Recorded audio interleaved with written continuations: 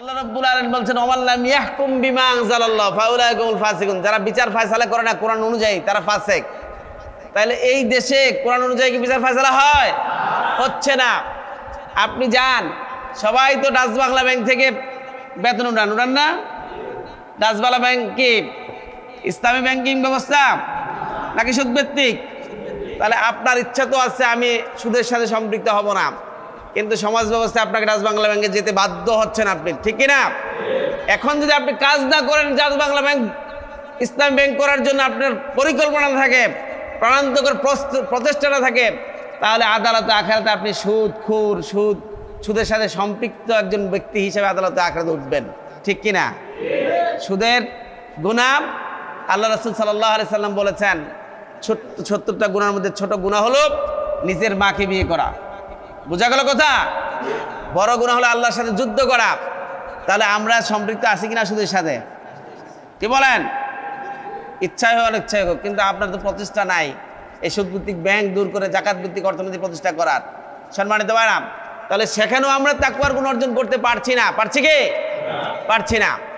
এরকম করে প্রত্যেকটা সেক্টরে আপনি যান, সেখানে পারছি না আমরা। কেন পারছি না?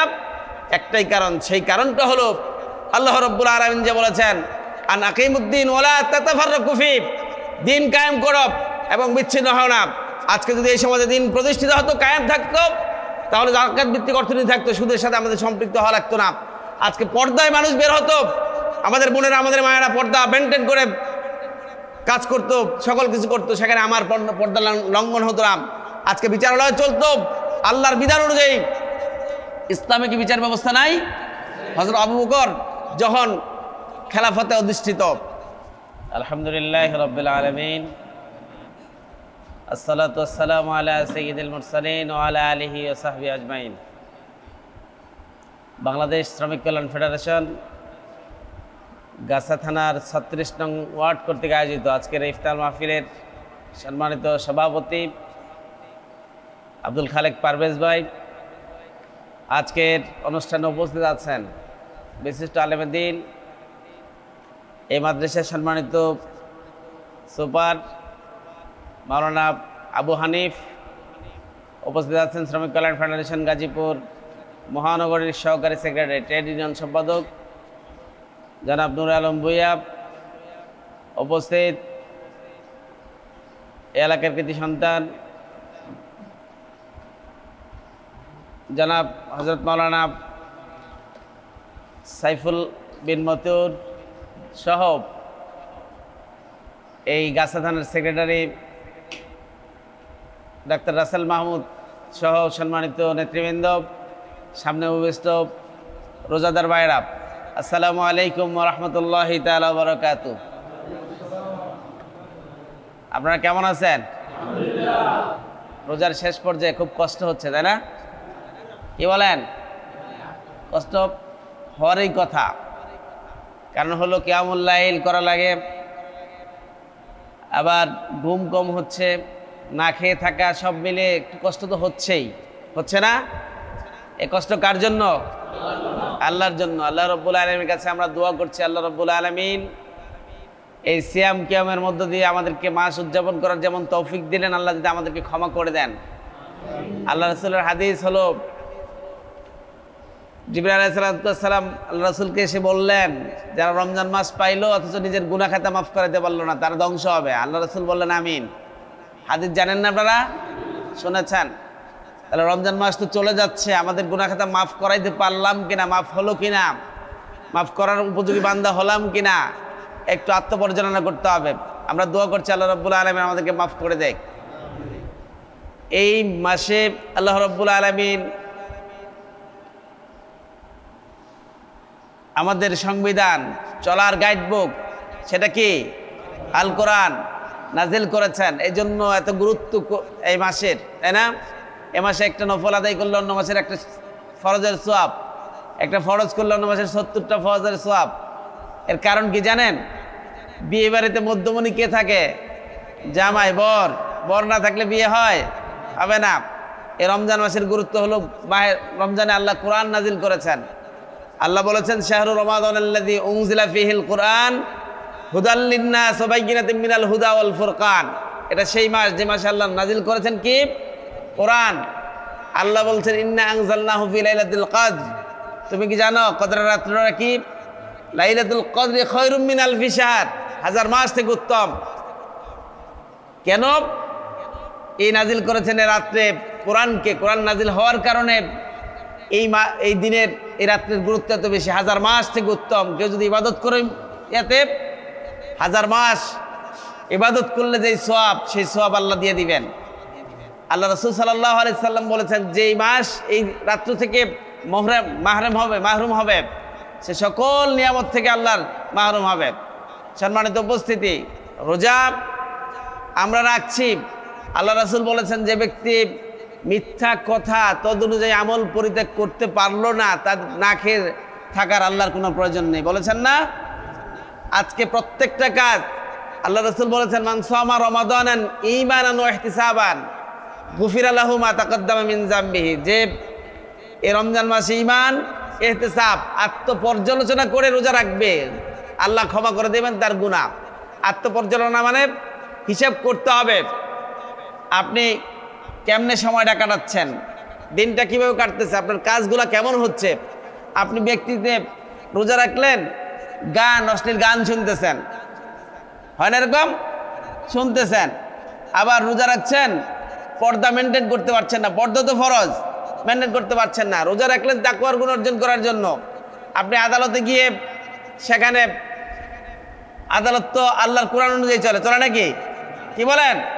আপনার তো দুর্বল হয়েছেন অনেক মনে হচ্ছে, কথা বুঝেন না আমার, একটু জবাব দেন। আদালত তো কোরআন দিয়ে চলে না। আল্লাহ রাব্বুল আলামিন বলছেন ওমান লাম ইয়াহকুম বিমা আনজালাল্লাহ ফাউলাইকা হুমুল ফাসিকুন। যারা বিচার ফয়সালা করে না কোরআন অনুযায়ী তারা ফাসিক। তাহলে এই দেশে কোরআন অনুযায়ী কি বিচার ফয়সালা হয়? হচ্ছে না।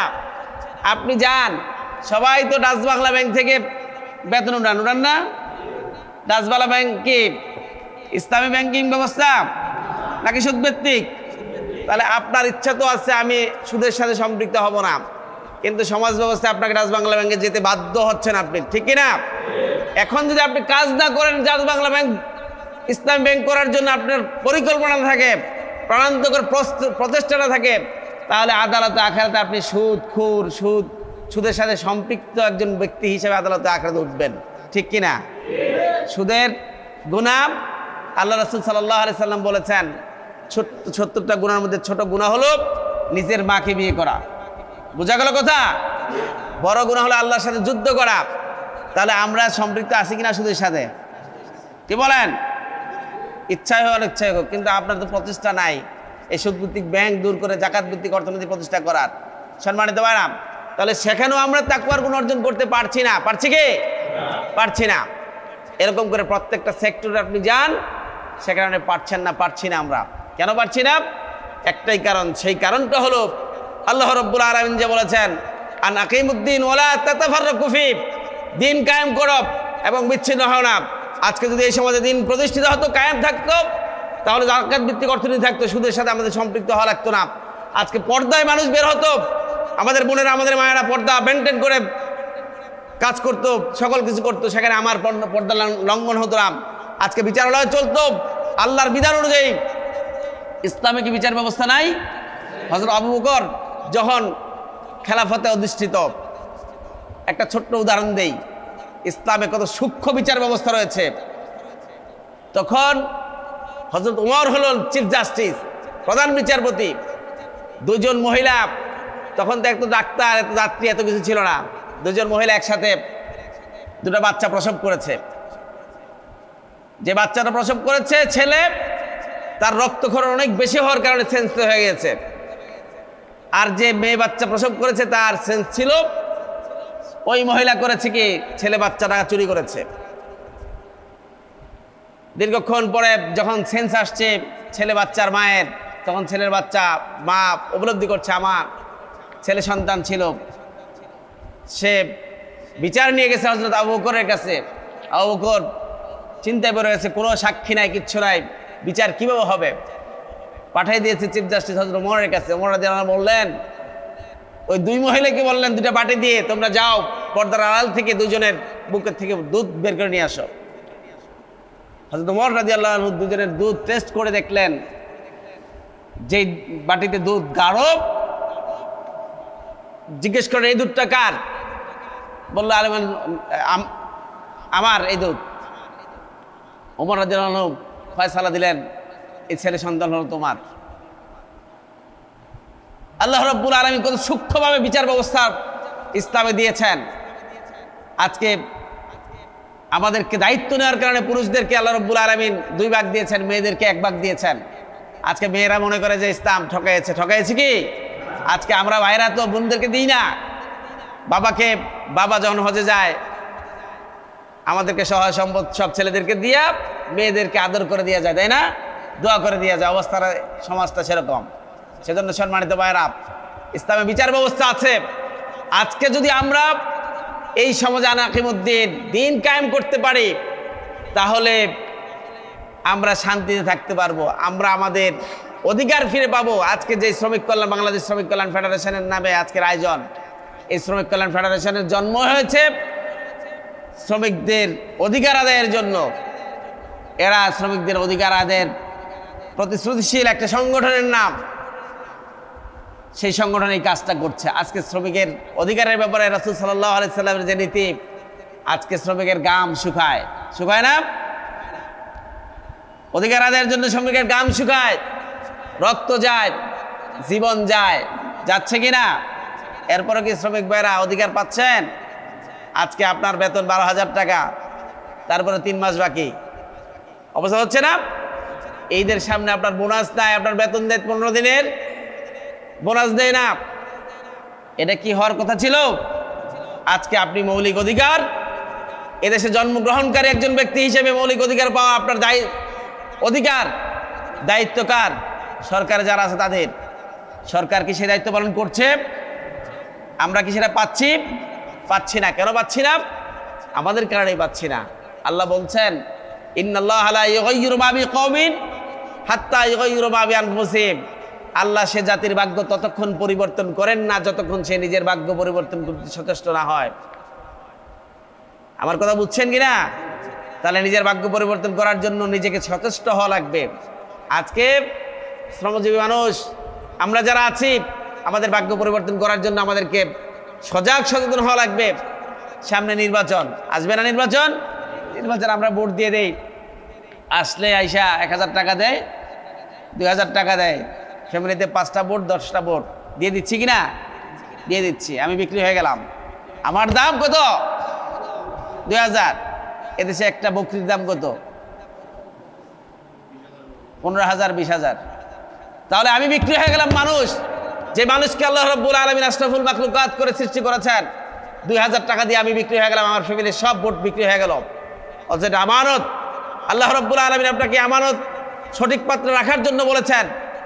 সেটা করার কারণে আমি 5 বছরের জন্য যাকে ম্যান্ডেট দিলাম, তার জন্য এদেশে অসংখ্য মানুষ নিপীড়িত হচ্ছে, নির্যাতিত হচ্ছে, নিষ্পেষিত হচ্ছে। কেন হচ্ছে? আপনার আমার হাতের কামাই। আমরা হাতে কামাই করে তাকে ক্ষমতা দিয়েছি, আর সে তার ব্যক্তির স্বাধীনভাবে সমাজ চালানোর চেষ্টা করছে। যেখানে আল্লাহ রাব্বুল আলামিন বলছেন, আলা লাহুল খালকু ওয়াল আমর, সৃষ্টি যার, আইন চলবে তার। আজকে সেই আইন চলছে না, সমাজে চলছে নাকি? তাহলে সেই আইন প্রতিষ্ঠা করার দায়িত্ব কি আপনার আমার আছে কিনা? সে দায়িত্ব পালন করবেন। কেন করবেন? আপনার আমার অধিকার প্রতিষ্ঠার জন্য, দুনিয়াতে শান্তির জন্য, স্থিতির জন্য। আজকে সম্মানিত ভাইরা, অসংখ্য মানুষ আহাজারি করছে, নিপীড়িত নির্যাতিত অসংখ্য মানুষ। তাদের পাশে দাঁড়ানোর জন্য আল্লাহ রাব্বুল আলামিন আমাদেরকে নির্দেশ দিচ্ছেন, ওমা লাকুম লা তুকাতিলুনা ফি সাবিলিল্লাহ ওয়াল মুস্তাদাফিনা মিনার রিজালি ওয়ান নিসা ওয়াল উলদান। এই আয়াতের মধ্যে ধমক দিচ্ছেন, তোমাদের কি হলো? তোমরা সংগ্রাম করছো না, লড়াই করছো না।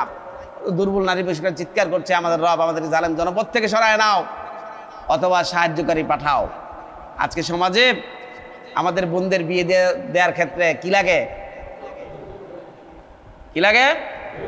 যৌতুক লাগে। যৌতুক তো ফরজ নাকি? কে? হারাম। আমরা যুবক ভাইয়েরা বিয়ে করার সময় যৌতুক নিব না? নিবেন না? আমি নিব না, বাবা নিবে নাকি? নেওয়া যাবে না। এই যৌতুক আজকে হয়ে যাচ্ছে, যেখানে মহারণা দেওয়ার কথা ছিল, অনেক মেয়ের মায়েরা বাবারা আত্মচিৎকার করছে, অর্থনৈতিক সমস্যার কারণে যৌতুক দিতে পারছে না, মেয়েকে বিয়ে দিতে পারছে না। হচ্ছে কিনা এরকম? আসিয়ার ইতিহাস আপনারা জানেন? আসিয়ার কথা শুনছেন আপনারা? আসিয়া বয়স 8 বছর, পাশবিক নির্যাতনের শিকার হয়ে দুনিয়া থেকে বিদায় নিলেন। আল্লাহর আইন থাকলে এরকম কাজ কি বাংলাদেশে হতো? কি বলেন, হতো নাকি? হতো না। তাহলে আল্লাহর আইন আসুক, আপনারা কি চান? সেজন্য কাজ করবেন, কাজ করবেন। আপনি যেখানে আছেন, আপনার বন্ধু বান্ধব যারা আছে, প্রতিবেশী আত্মীয় স্বজন, সবাইকে বলবেন বাংলাদেশ জামাত ইসলামী কাজটাই করছে, এদেশে ইসলাম ভিত্তিক একটা সমাজ প্রতিষ্ঠার কাজ করছে, মানবিক একটা দেশ গঠন করার জন্য কাজ করছে। ছাত্র জনতাদের জন্য রক্ত দিয়েছে, তাদের রক্তের বদলা আমরা ইসলামী স্টেট কায়েম করার মধ্য দিয়ে নিব ইনশাআল্লাহ। সম্মানিত ভাইরা, আজকে আমরা ভালোভাবে ঈদ করব। গত পরশুদিন তাদের সাথে আমরা একটা প্রোগ্রাম মিলিত হয়েছিলাম।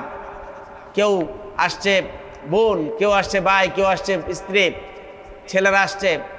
তাদের ঈদটা কেমন হবে? অনেক কষ্টকর হবে না? ভাই হারা, বোন হারা, বাবা হারা সন্তানরা ঈদ করবে। তারা রক্ত দিয়েছে আমাদের দেশের জন্য, জনগণের জন্য। তাদের রক্তের সাথে কি বেইমানি করা যাবে? করবো না আমরা ইনশাআল্লাহ। আগামী দিনে এই দেশকে সুন্দরভাবে ঢেলে সাজানোর জন্য বাংলাদেশ জামাত ইসলামী যে কাজ করছে, বাংলাদেশ জামাত ইসলামের সাথে সম্পৃক্ত হয়ে, বাংলাদেশ শ্রমিক কল্যাণ ফেডারেশনের সাথে সম্পৃক্ত হয়ে আমরা এই দেশকে গর্ব ইনশাআল্লাহ। সম্মানিত ভাইরা, জামাতের সময় হয়ে যাচ্ছে, আমরা হয়ে গেছে, সে আলোকে আমরা সেই কাজটা করবো ইনশাআল্লাহ। আল্লাহ রব্বুল আলামিন আমাদেরকে এই বাকি দিনগুলো রোজা সঠিকভাবে অর্জন করে তাকওয়ার গুণে গুণান্বিত হয়ে বাকি 11টা মাস যদি আমরা চলতে পারি, সেই তৌফিক আল্লাহর কাছে কামনা করে আমি আমার কথা শেষ করছি। আল্লাহ হাফেজ। বাংলাদেশ জিন্দাবাদ, বাংলাদেশ শ্রমিক কল্যাণ ফেডারেশন জিন্দাবাদ। সকলকে ধন্যবাদ। আসসালামু আলাইকুম ওয়া রাহমাতুল্লাহ।